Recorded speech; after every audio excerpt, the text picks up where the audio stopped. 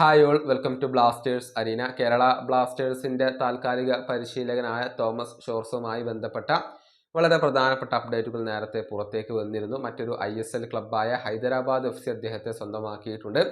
അടുത്ത സീസണിൽ ഹൈദരാബാദിനെ ആയിരിക്കും അദ്ദേഹം പരിശീലിപ്പിക്കുക എന്ന കാര്യം ഒട്ടുമിക്ക മാധ്യമങ്ങളും സ്ഥിരീകരിച്ച ഒരു കാര്യമാണ്. ഏതായാലും തോമസുമായി ബന്ധപ്പെട്ട ചില അപ്ഡേറ്റുകൾ ആശിഷ് നേഗി നൽകിയിട്ടുണ്ട്. അത് നമുക്കൊന്ന് പരിശോധിക്കേണ്ടതുണ്ട്.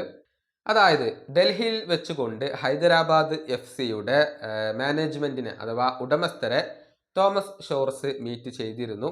അങ്ങനെ അവർ ആ ഒരു പരിശീലകന്റെ കാര്യത്തിൽ ഫൈനലൈസ്ഡ് ആവുകയും ചെയ്തു എന്നുള്ളതാണ്.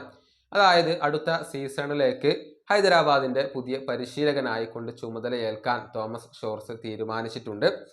പക്ഷെ ഇതുവരെ കോൺട്രാക്റ്റുകൾ ഒന്നും സൈൻ ചെയ്തിട്ടില്ല. അതിൻ്റെ കാരണം എന്തെന്നാൽ ഇതുവരെ തോമസ് ഷോർസിന്റെ പ്രോ ലൈസൻസ് പൂർത്തിയായിട്ടില്ല. ആ ഒരു UEFA-യുടെ പ്രോ ലൈസൻസ് അദ്ദേഹത്തിന് ഇപ്പോൾ ലഭിച്ചിട്ടില്ല. ആ കോഴ്സ് പൂർത്തിയായിട്ടില്ല. പക്ഷെ ഉടൻ തന്നെ അത് പൂർത്തിയാകും. അതിനുശേഷം ഇന്ത്യൻ സൂപ്പർ ലീഗിന്റെ ആ ഒരു അപ്രൂവൽ കൂടി അദ്ദേഹത്തിന് ലഭിക്കേണ്ടതുണ്ട്.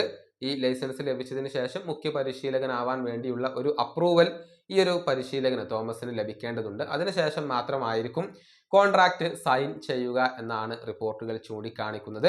അതായത് വരുന്ന സൂപ്പർ കപ്പിൽ ഈ ഒരു പരിശീലകൻ കേരള ബ്ലാസ്റ്റേഴ്സിനോടൊപ്പം ഉണ്ടാവാനാണ് സാധ്യത. ഈ സീസൺ അവസാനിച്ചതിന് ശേഷം മാത്രമായിരിക്കും അദ്ദേഹം ഹൈദരാബാദിലേക്ക് പോവുക, കോൺട്രാക്ട് സൈൻ ചെയ്യുക, അവരോടൊപ്പം വർക്ക് ചെയ്യുക. നമുക്കറിയാം തോമസിന്റെ കേരള ബ്ലാസ്റ്റേഴ്സുമായുള്ള കോൺട്രാക്ട് അവസാനിക്കുകയാണ്. അതുകൊണ്ട് തന്നെ ബ്ലാസ്റ്റേഴ്സിന്റെ കാര്യത്തിൽ അദ്ദേഹത്തിന് തടസ്സങ്ങൾ ഒന്നുമില്ല. അടുത്ത സീസണിൽ കേരള ബ്ലാസ്റ്റേഴ്സിന്റെ എതിർ പരിശീലകനായിക്കൊണ്ടാണ് നമുക്ക് തോമസിനെ കാണാൻ കഴിയുക. ഈ വീഡിയോ അവസാനിപ്പിക്കുന്നു. അടുത്ത വീഡിയോയിൽ വീണ്ടും കാണാം.